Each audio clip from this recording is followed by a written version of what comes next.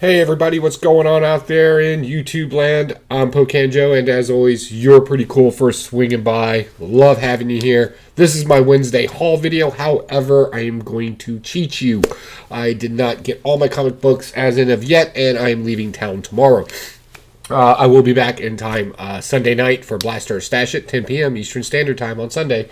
But unfortunately, I think you're missing like 4 books. Pretty much, it's pretty heavy DC and Marvel this week. I would like to introduce the first song that I pulled this week, and I read this one. I would like to introduce this first book in song. I think that's the most appropriate thing ever. See if you can guess what it is. Here we go. Oh,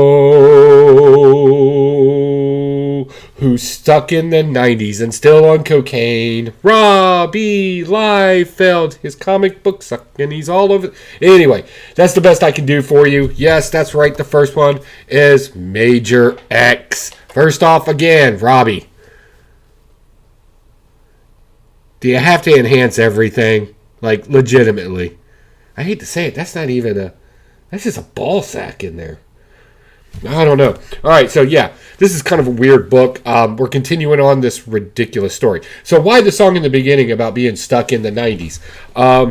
We get Dreadpool in this one, which is just really Deadpool back from the 90s. Back before he was clinically insane and talking in the fourth wall, when he was just an action hero at that point, and a creation of Rob Liefeld. Over the time, he has kind of morphed into this kind of fourth wall breaking, satirical, screw it attitude, and that's what's made him good.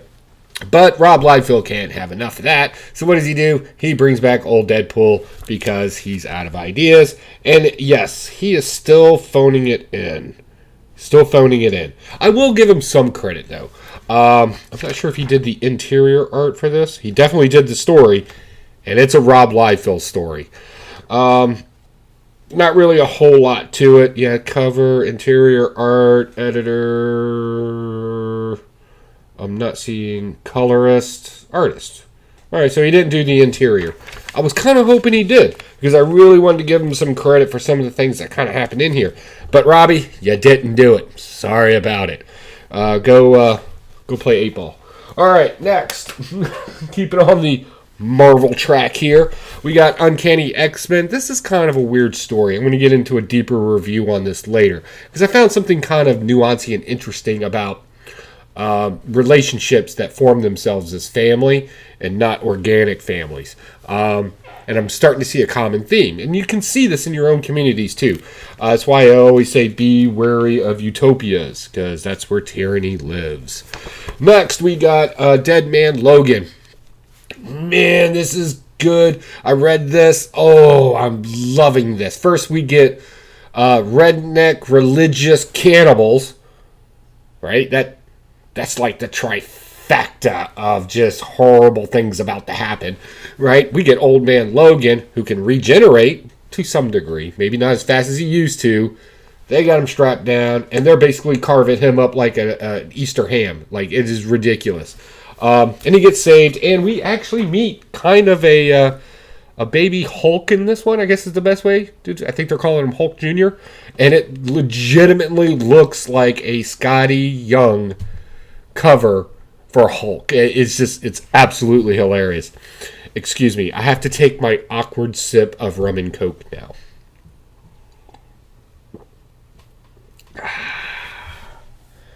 Coffee and alcohol, folks. Coffee and alcohol. Right here on YouTube. All right, moving on. I wasn't sure how I was going to feel about this next one. I went ahead and read it, and that's the Strike Force, the Dark Elf Realm. Man, this has been so interesting. I'm really liking what Marvel's been doing with this War of the Realms and using a lot of Punisher in it. And showing that he is objectively different than other characters in the Marvel universe here. I think some could maybe make the argument they're harping on him too much, maybe. Okay, I get it, because he doesn't have any superpowers. But he is and then this is, again, not to wound anybody's feelings, but he's the straight up soldier that gives 0 Fs. Right? Like, whatever it takes. Absolutism in its most rawest aggressive, violent form. And I thought Punisher always played a good role in doing that, and definitely in the stories here lately, we're definitely getting that. And he even explains it to some degree, but not as good as what's about to happen in another storyline. But I digress. All right, so next, Amazing Spider-Man number 20, HU. First off, if you know what the HU stands for, please comment down below. Too lazy, and I'm doing way too much research on other things. I just don't have time. So now we get why the Vulture is kind of like becoming the leader and how he was able to kill one of the drones that are mechanically being operated by murderistic rich people, because they have to be rich. Yeah, we're getting that. Not a bad story, though. We kind of get manipulation. Evil manipulation, I guess is the best way to put it. Interesting stuff, and we get some cool stuff about vermin. And why there were so many of them in the last issue, because they never explained that. Next, we got Meet the Skrulls.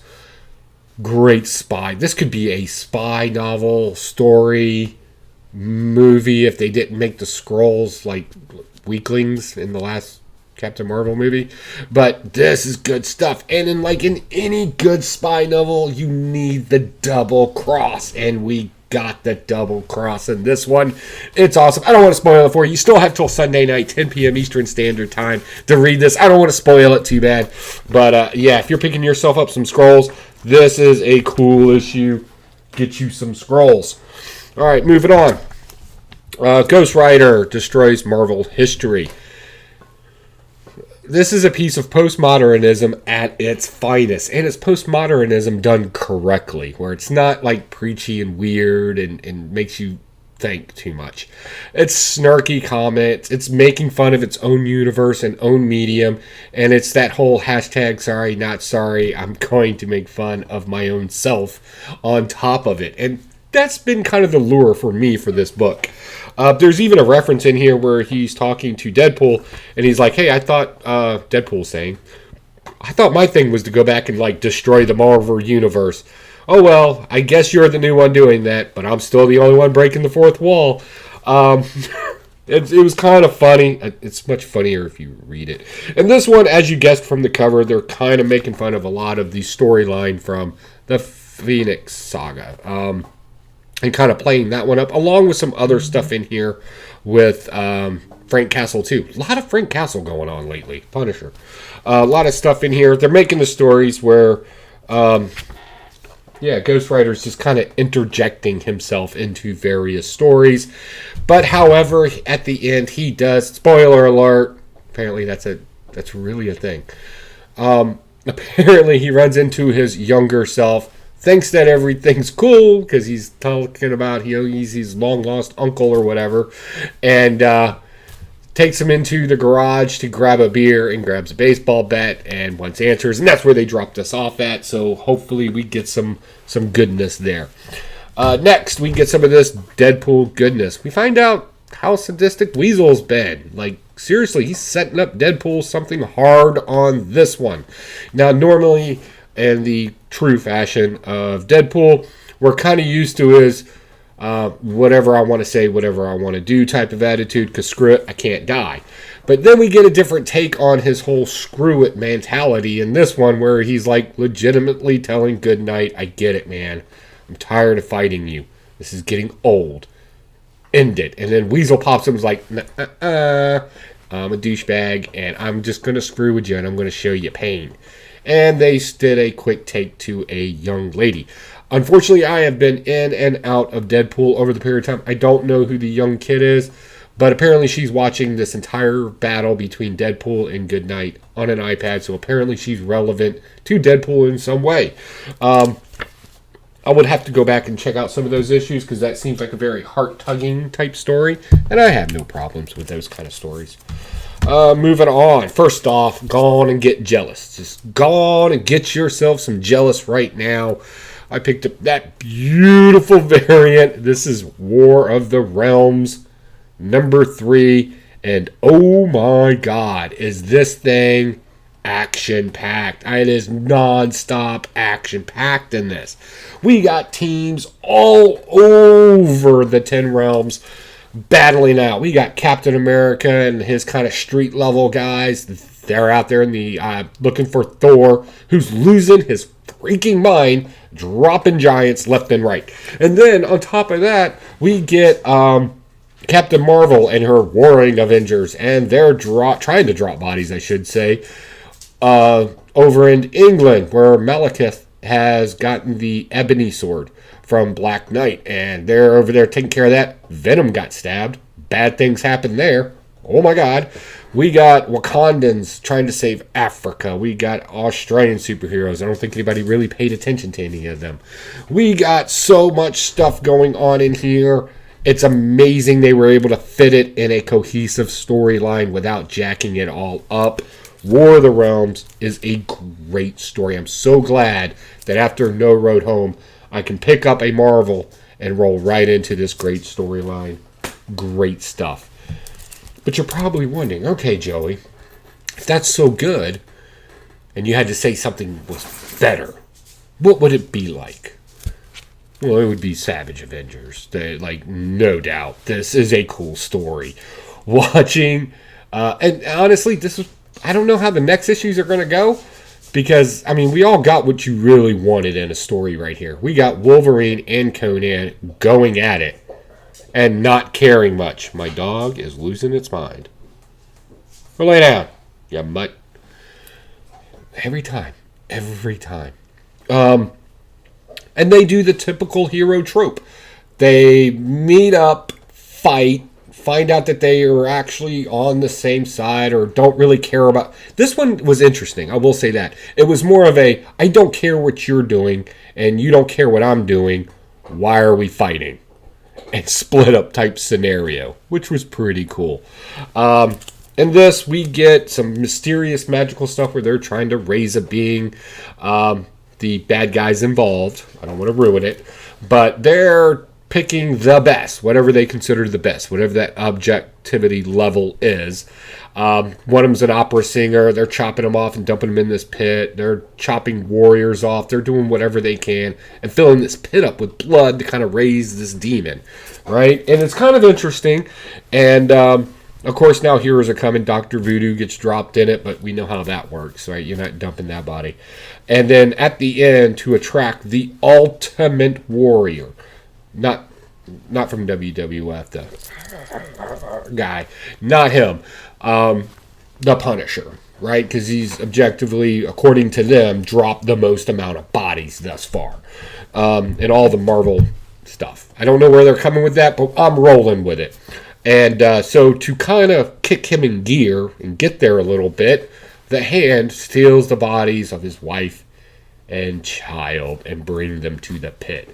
And we are left with Frank Castle looking over the graves, the empty graves of his wife and children. I think Savage Avengers is about to get stupid sick and savage, because that's always a thing. And in all the other issues we've been reading with Frank Castle in them, yes, it's always been a motivating point for him, but they've been paying particular attention to the motives of Punisher lately. I think they're trying to revamp him into more of a mainstream character, because he kind of falls and goes, ebbs and flows throughout popularity. I think they're trying to bring him back a little bit to see what they can do with the property. But I'm going to tell you right now, if the next issue of Savage Avengers is just not the most sickest, somebody losing their mind, and Conan and Wolverine, you're legitimately taking the most angriest people, minus the Hulk, and sticking them in one comic book. That's just going to be awesome. What do you think? Comment down below. Did you read it? What did you think of it? Let me know. I can't stop talking about it, and I'm really going to get into it. Sunday night, 10 p.m. Eastern Standard Time on Blast It or Stash It. That's right, you guessed right. Good job. All right, so moving on. So I'll just go ahead and start off, because I know y'all are wondering, what decist books did you get, Joey? Well, of course, I picked up the 25 center, right? And I actually got this for free, because the guy was like, it's not even worth my time charging, right? So he gave me that one. That was my reader copy. And then, of course, you know me. You know variants in me, and you know I got to do it. So I went ahead and picked up a variant, right? I got the beautiful Cheetah variant. This is a beautiful cover. It's just stunning. And then, of course, I had to get the Lex Luthor one because really that much green on there, popping away, man, that's hot, right? Super good. And, of course, I had to pick up that one, too. Right? The 1 in 500, the mystery variant. I don't even know how I got my hands on this. It is stupid sick, and I got it for a stupider, sicker price. Super happy to have this one. I've been trying to lay off so many variants, as you know, from my haul videos. But I couldn't help it. At first, I was stunned that I got it. It was ridiculous. So thank you, Xenos comic book and bookstore, for that. That is awesome. Now, well, I guess I should talk about the book real quick. Also, these are not deceased. This is Year of the Villains. I knew that. I just don't edit my videos. I just go with it, and I looked at my deceased and then immediately went into this. So what do we know about this story? This is interesting. We're actually going to double down on this Perpetua thing, and apparently Lex Luthor has a plan. Perpetua's kind of rebirthing, I guess is the best way to say it. Test tube babying, maybe? I'll go with test tube babying. Another Lex Luthor. Obviously, this is going to be one with powers, and he's going to be super hard to deal with. A lot of villains kind of have a clue what's going on, and they're all trying to get out of Dodge, or they're doubling down on it. Lex Luthor has sold everything off, gave it all of his money. It's definitely going to be the time for the villains to kind of stand up and rise. Now, we've seen this before, and sometimes it comes off kind of hinky when they do these Year of the Villain, the Villains Forever, or whatever else. And sometimes it's just like, ugh. However, I'm going to make the argument that this one's going to be different. Awkward sip of rum and coke. 1 second. Alcohol. Daddy's got his medicine. I think they've learned the mistakes that they made in those stories. Now, I know some of you are out there are fans of a lot of that kind of stuff, but let's be honest, they just weren't there as far as events go. Like, it just was not the thing that gripped you. It did not stand the hairs on the back of your neck.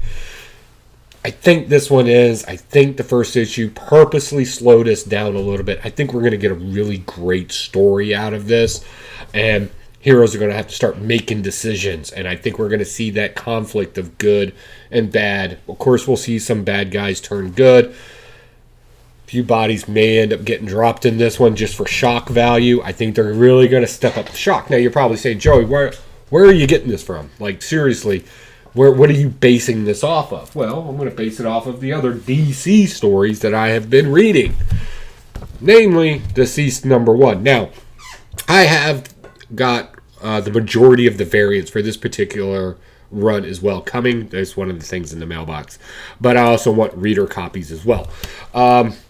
Yeah, this was good too. I really liked this. I like the portrayal of both a tech and an organic virus all kind of happening at the same time. Like, it could be either. It kind of fits in line with Cyborg, who was carrying this. If you don't know, basically, when Darkseid came and invaded Earth, that was not really he didn't really want Earth. He wanted something else, namely Cyborg. So now we kind of pick up after that invasion. We're picking up after the events of that, and we're kind of running with a new story. I'm kind of glad it this way because this makes sense. So now they got Cyborg. The other half of the anti-equation is inside of him. Darkseid takes it out of him. You got to read to see how that happened. It was actually pretty cool. Takes it at him, falls into a pit, and then sends Cyborg back. And now, because he's Wi-Fi'd and everything's Wi-Fi now, I'm going to say the writer probably doesn't understand how technology works, but that's okay. It makes sense in the story. Just go with it. Don't overthink it. And of course, it goes through social media first because that's how it can hit the most people, and it starts spreading. And as people are looking at their phones and everything, they're turning into this monster thing. I don't want to say zombie just yet. I'm not exactly sure what we're calling them just yet because that was not made obvious in the book, other than their actions. They act like zombies. All right, we'll put it that way. Also, apparently, their bite is also infected too, or infectious as well, I should say. That makes more sense. So now with all of this happening, everybody's scrambling. We've already seen what happens when Nightwing gets a hold of it. We see people rushing around. Batman's already been bit. A lot of craziness going on. It's a lot. Again, another issue with just tons and tons just packed in it. Definitely a good read. I'm highly recommending. I'm going to go ahead and say it. I'm going to recommend the entire run. Get the entire series. Don't worry about the variants and all that. It's going to be a great story. Enjoy it. I think this is going to be the best DC event that we've been begging for a while now. I'll go ahead and say it. If I'm wrong, meet me at a Comic-Con and meet me outside. No, I'm kidding. I'm joking. I owe you a beer. Speaking of alcohol, awkward sip of rum and coke. I'm sorry. Pinky. Delicious. Okay, moving on to more DC stuff.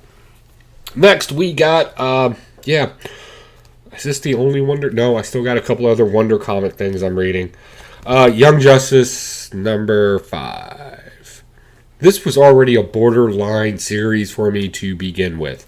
I don't know what the artisans or the writers are doing, because apparently Jenny Hicks keeps going back and forth from a shotgun to these lasers. I don't know if that's like a gun safety message or whatever, but it looks stupid. It doesn't make sense. And I'm not liking it. Especially these way overdrawn, cartoonish looking ones. Maybe the comic book was written for kids? I don't know. They're dealing with some adult themes. There's bad words in it, so I would assume not. But whatever. This is a horrible issue.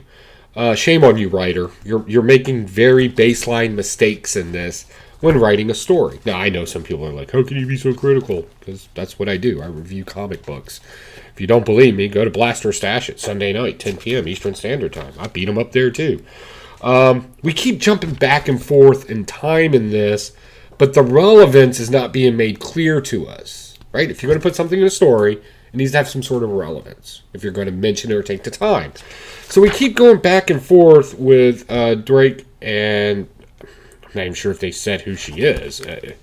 That's the weird part, because she's not in any of the future scenes. Yeah, this entire thing's a nightmare. It's hard to keep track. Baseline, real simple. They're in Amethyst World. The Dark Opal got a piece of kryptonite. Impulse took it away. Blah, blah, blah. Flash scene, flash. There's more flashback. This is a sappy teen drama. Right? Just enough action in it to keep the boyfriend at bay. So he'll sit there with his girlfriend while she watches a sappy soap opera. That's garbage. And I thought we were past this at this point. Whatever. Whatever the writer is. Bendis. I should have freaking known. Bendis, get another job. Alright. Moving on. I have not read these yet. I want to. I want to get on them as quickly as possible. Probably read them tomorrow night from the hotel room. I don't know. We'll see. First one is Justice League 23. I've been kind of following this story arc a little bit. There's some tie-in as well with the other runs. So that's pretty interesting. The art in this has always been kind of consistent, and I some degree like it. But if you want to read things in order, you would read this, right? Yeah, you would read this before Year of the Villain.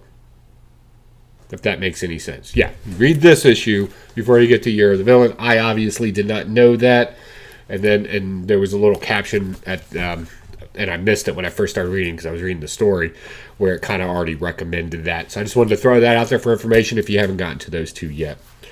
Moving on, and of course, I got Batman number 70. Hey, let's find out why Batman and Catwoman didn't get married. Can we do that? What?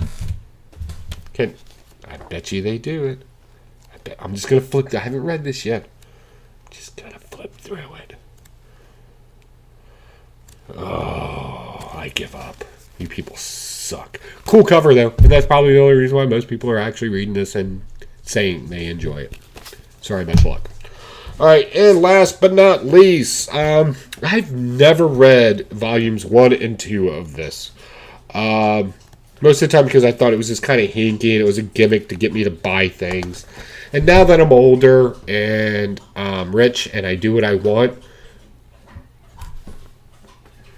I went ahead and picked it up to give it a read because I know a lot of the other guys on Blaster Stash It Sunday night, 10 p.m. Eastern Standard Time, are going to be reading it as well. And that's, of course, Batman and Teenage Mutant Ninja Turtles, Volume 3. I went with this particular variant right here. Why?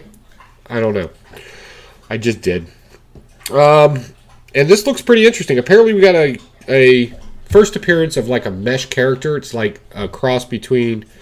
Everybody keeps saying the Joker that laughs and Shredder. But as I'm looking at it right now, I see a regular Joker and a kind of sort of Shredder. I think. I don't know. And of course this has that really kind of weird... It looks like there's a Red Hood turtle too. It should be Raphael, but he's got a gas mask. I might read this immediately. This is kind of interesting. Definitely dive into that as well. As always, if you want us to review something on Blaster or Stash It, one of the books I read here, I have taken notes on everything that I read, kind of through something psychological, if there is any, or philosophical, if there is any. I've kind of thrown it into my notes to kind of go over at Blaster or Stash It to help bite down some of these bigger ologies, if you will. What's going on? Comic Core has something going on every single night. Like, seriously, if you can't get your comic book fix, it's because you don't know about Comic Core. Something every night. Congratulations to Eric Van Sciver for getting a deal with Dynamite Comics to do a Vampirella and Cyberfrog cover. Congratulations to you, sir. It's well deserved, and I think that's awesome. Let's see, Comic Cons are coming up. We got Tidewater Comic Con here in Virginia Beach, Virginia. I believe that's the 18th and 19th. Me and Spectacular Spider Grandpa are going to go down and check that out. We have not determined which ones we're going to do over the summertime yet, but we do know that we are going to Baltimore Comic Con.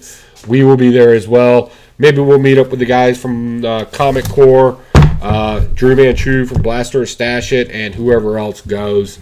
Maybe we can all go hang out and have a good time. Hey guys, I got to hit up my American Legion because I have a lot of traveling to do tomorrow. And yeah, I want to sleep during most of it. Also, this weekend, I forgot to mention, this weekend is the Virginia Youth Air Rifle match, 3-position air rifle match. These young kids are trying for the coveted state honor of being the #1 team in Virginia. And also precision shooters. We have Sporter, which are teams, and then precision shooters, which are individuals. They're all going to be competing this weekend. Yours truly hosts the match for the American Legion.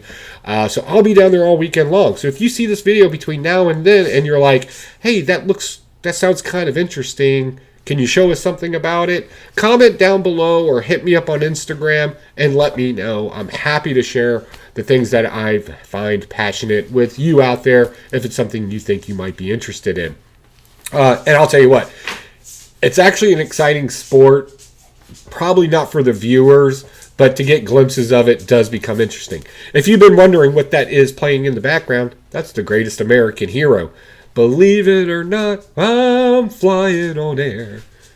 Yeah, that song. That is great. I love this show. I'm going to catch this one up right here. Probably have some more awkward sips of rum and coke. And finish my night out. Hey guys, if nobody's complimenting you today, you're doing fine. You look well. You might need to lose a pound or two, but don't worry about it. You can do that later. Also, this is an interesting fact that somebody messaged me. I will leave, promise. Hey, why don't you end with a joke? Well, truth is, this is YouTube and kids watch it. So the best joke that I can possibly come up with is, why didn't the skeleton cross the road? Give up? He had no guts. All right, folks. I'm literally leaving now. Love you. Bye.